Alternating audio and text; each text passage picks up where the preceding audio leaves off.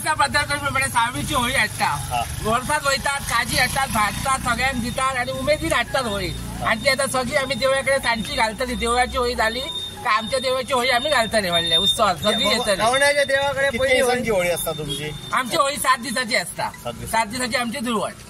आता तुम्ही कितल्यांक सुमार गेल्लेले होळी हाडपाक आता आम्ही 3:30 सुमार गेलेले आणि आता ना म्हणटा 7 जायत आयिल्ले कशा पद्धतीने एन्जॉय केले तुम्ही एन्जॉय केले आम्ही सगळे असे गेले काजीनी सगळे भोवले आणि मागीर होळी काढली आणि आम्ही येयले. ही होळी तुमची असा नाही त्याच्या काटे असतात हय आम्ही काढतात काटे असताना सुद्धा तुम्ही उमेदीन हाडता उमेदीन हाडटा हय त्या टायमार काटे बिन केले काय लागना आमकां जडय लागना आणि काय लागना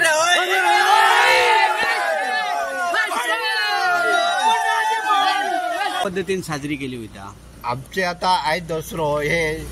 शिगमोत्सव आमचे भुरगे सगळे मजेन अशे जंगलान वयतात आणि आमची सावरीची होळी आणि ती सावरीची होळी आम्ही सबन फिरवून नाचत आमच्या देवळाकडे हाडटा आणि त्यानंतर सगळे भुरगे आमचं मेन देऊळ हा रवणाचाचे ती होळी घातल्यानंतर मागीर भगवतीची होळी घालूंक वयता आणि भगवतीची होळी गावातली घातल्यानंतर सगळे लोक आपापल्या होळयेकडे येतात आणि आपली होळी मोठ्या धूमधामान साजरी करतात गावची.